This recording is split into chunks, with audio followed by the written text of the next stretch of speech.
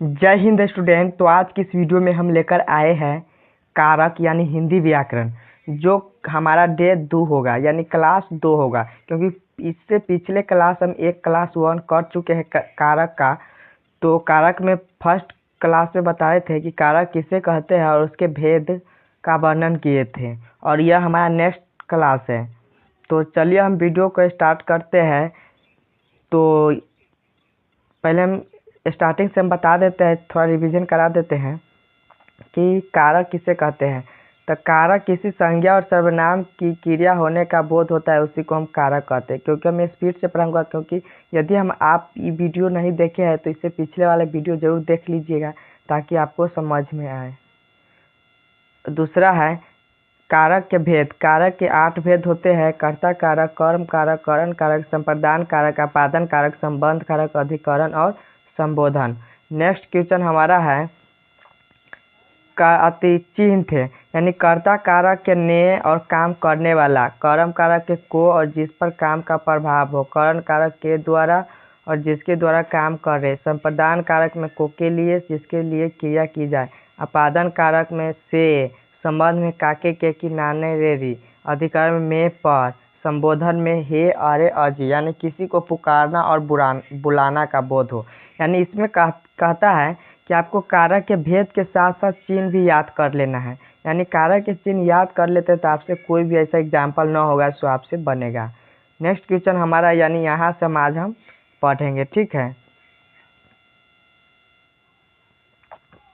तो आपसे एक छोटा सा रिक्वेस्ट है कि हमारे चैनल पर आप पहली बार आए होंगे तो चैनल को लाइक और सब्सक्राइब जरूर कर लीजिएगा, ताकि हिंदी व्याकरण यानी हिंदी व्याकरण से रिलेटेड कोई भी वीडियो आप तक जरूर पहुँचे। तो हमारा क्वेश्चन है कर्ता कारक। कर्ता कारक का अर्थ होता है किसी कार्य का करने यानी किसी भी क्रिया करने की भूमिका निभाता है, उसी को कर्ता कारक कहते हैं। जैसे मोहन ने मिठाई खाई, सीता ने पत्र लिखा। तो कर्ता में क्या होता है ने, यानी इसका विभक्ति से क्या है ने, यानी मोहन ने मिठाई खाई। सीता ने पत्र लिखा, यानी इसका विभक्ति से क्या है ने, यानी सीता ने पत्र लिखा। दूसरा नेक्स्ट क्वेश्चन है कर्म कारक। जिस संज्ञा या सर्वनाम पर क्रिया का फल पड़ता है उसी को हम कर्म कारक कहते हैं। यानी मोहन ने पत्र लिखा, सोहन पुस्तक को पढ़ता है। देखो, मोहन ने पत्र को लिखा। आप कहते होंगे कि सर यहाँ पे तो 2 गो चिन्ह है, यहाँ पे तो 2 चिन्ह है, यानी ने भी है और को भी है। तो हमारा तो कर्ता में ने भी होता है तो हम कर्ता भी लगा सकते हैं, और कर्म में को भी होता है तो हम कौन लगाए।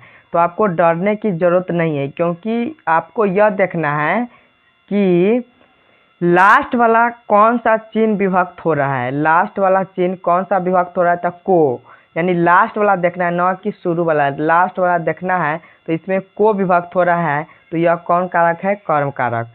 सोहन पुस्तक को पढ़ता है, तो कर्म में कर्ता में ने, कर्म में को, यानी सोहन पुस्तक को पढ़ता है, विभक्ति चिन्ह क्या है को, तो यह कौन कारक हो या कर्म कारक। नेक्स्ट हमारा है करण कारक। वैसा संज्ञा जिसकी सहायता से कोई काम किया जाता हो उसे करण कारक कहते हैं। इनका विभक्ति चिन्ह से होता है। देखिए, करण कारक में क्या होता है कि वैसा संज्ञा जिसकी सहायता से कोई काम किया जाता है उसे करण कारक कहते हैं। इनका विभक्ति चिन्ह होता है से। उदाहरण ले लीजिए, श्याम ने हाथ से रोटी खाई और उसने उसे डांटे से पीटे। और करण कारक में ये भी देखना है, और हथियार का जब बोध होता है ना, उसमें भी करण कारक का बोध हो। जैसे सीता ने चाकू से फल काटा, यानी चाकू क्या है, हथियार है। तो सीता ने चाकू से फल काटा, तो वह हथियार का भी बोध होता है। यहाँ पे लिख लीजिए हथियार, हथियार का भी बोध होता है, उसे करण कारक कहते हैं। और उससे भी बेहतर है कि आप चिन्ह याद कर लीजिए, कर्ता में ने, कर्म में को, करण में से, यानी विभक्ति चिन्ह इसका क्या है, से। तो यहाँ पे देखिए से आ रहा है, से आ रहा है, तो यह हमारा कौन कारक होगा, करण कारक। नेक्स्ट क्वेश्चन हमारा है संप्रदान कारक किसे कहते हैं। तो देखिए, जिसके लिए कोई काम किया जाए या जिससे कुछ दिया जाए उसे संप्रदान कारक कहते हैं। यानी इसे ये ऐसा समझ रहा है कि किसी को दान देना, ठीक है, यानी परमानेंट दान देना है। राजा ने भिखारी को कंबल दिया, यानी राजा ने भिखारी को कंबल दिया, सीता ने उसे पुस्तक दी, यानी किसी को दान देना और कार्य करना, यानी परमानेंट किसी को हम दान दे, सीधे याद रखिए संप्रदान, संप्रदान यानी दान, संप्रदान यानी दान, दान देना, तो वह कौन कारक होगा? संप्रदान कारक। जैसे देखिए, श्याम ने गरीब को धन दिया, कन्या ने उसके लिए किताब खरीदी, यानी श्याम उसको धन दे रहा है, यानी परमानेंट दे रहा है, तो कौन कारक होगा? संप्रदान कारक। यानी किसी को दान देना ही संप्रदान कारक कहलाता है। तो हमारा नेक्स्ट क्वेश्चन है अपादान कारक। अपादान कारक किसे कहते हैं? कर्ता अपनी क्रिया द्वारा अलग होती है, उसे अपादान कारक कहते हैं। यानी कर्ता अपने क्रिया द्वारा अलग होता है, उसे अपादान कारक कहते हैं, अर्थात संज्ञा एक वस्तु से दूसरे वस्तु से अलग हो जाता है। जैसे संगीत घर से निकल पड़ा, यानी संगीत अपने घर से निकला, यानी घर क्या है? वस्तु है, और संगीत यानी निकल गया, यानी वह अपने घर से निकल गया, एक वस्तु दूसरे वस्तु से अलग हो गया। बच्चा छत से गिर पड़ा, यानी बच्चा छत से गिर गया, यानी छत से हट गया। ठीक है, यानी कोई भी वस्तु, जैसे कि मान लीजिए कोई भी वस्तु एक वस्तु से दूसरे वस्तु से अलग हो जाता है, उसी को हम अपादान कारक कहते हैं। नेक्स्ट हमारा है संबंध कारक। शब्द के जिस रूप से किसी वस्तु या दूसरे वस्तु का संबंध प्रकट हो, उसे संबंध कारक कहते हैं। इनका विभक्ति जो होता है काके, केकी, रे रे, रा रे रे रे। देखिए, संबंध कारक में आपको भाषा नहीं याद करना बल्कि चिन्ह याद करना है। का, के, की, रा, रे, री। जैसे उदाहरण ले लीजिए, यह राधे श्याम का बेटा है, यह श्याम का गाय है। जैसे मान लीजिए, आप बताइए, यहाँ पे चिन्ह विभक्ति हो रहा है। ठीक है, यानी यहाँ पे चिन्ह जो है वह हमारा आ रहा है का, तो यहाँ पे का भी है और यहाँ पे भी का है, तो यहाँ पे भी इसका चिन्ह क्या था? का था। तो यह कौन कारक हो जाएगा? संबंध कारक। का, के, की, रा, रे, री, सब इत्यादि शब्द किसी वाक्य में आ जाए तो उसी को हम संबंध कारक कहेंगे। नेक्स्ट क्वेश्चन हमारा है अधिकरण। शब्द जिस के आधार पर रूप जैसी, देखिए, शब्द के जिस रूप जैसे क्रिया के आधार का बोध हो, उसी को हम कारक, अधिकरण कारक कहते हैं। जैसे कि आपको याद करना है इसका विभक्ति चिन्ह में, प, आ, र।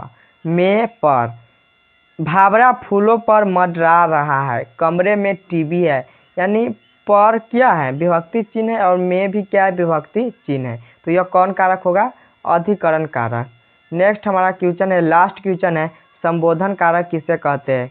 किसी वस्तु को बुलाने अथवा किसी को सोचने कर सचेत करने का बोध हो, उसे संबोधन कारक कहते हैं। इनका विभक्ति चिन्ह होता है हे, हरे, ची। यानी संबोधन में कुछ ना, आपको भाषा नहीं याद करना है बल्कि उसमें हे, हरे और जी चिन्ह याद करना है। सभी में चिन्ह आपको याद करना है। जैसे हे गोपाल यहाँ आओ, अरे भाया क्यों रो रहे हो, अरे भाया क्यों रो रहे हो। तो यानी हे क्या है? विभक्ति चिन्ह है। हरे रो रहे हो, अरे क्या है? हरे विभक्ति चिन्ह है, यानी हे, अरे, हरे, ये सब विभक्ति चिन्ह है। यानी हे, हरे, अरे, रे, ये सब क्या है? सब विभक्ति चिन्ह है। यानी कोई भी वाक्य में आपको विभक्ति चिन्ह आ जाए तो वह हमारा कौन कारक होगा? जैसे कि यहाँ पे देखिए, संबोधन में क्या था? हे, अरे, अजी। अधिकरण में पर, संबंध में काके, के, की, नाने, रे, री, री। अपादन में से, संप्रदान में काके, के, की, करण में से, कर्म में को और कर्ता में ने। आपको भाषा नहीं याद करना है बल्कि चिन्ह आपको पूरा याद कर लेना है, ताकि कोई भी ऐसा क्वेश्चन न हो से आपको बने। तो चलिए हम वीडियो को यहीं पे समाप्त करते हैं, और हमारे यदि चाहे आपको वीडियो अच्छा लगा तो लाइक और सब्सक्राइब जरूर कर लीजिएगा, और नेक्स्ट वीडियो हिंदी व्याकरण के लिए आप कमेंट में ज़रूर लिखिए किस पर वीडियो आप लेना चाहते हैं। चलिए फिर मिलते हैं नेक्स्ट वीडियो में, तब तक के लिए थैंक यू।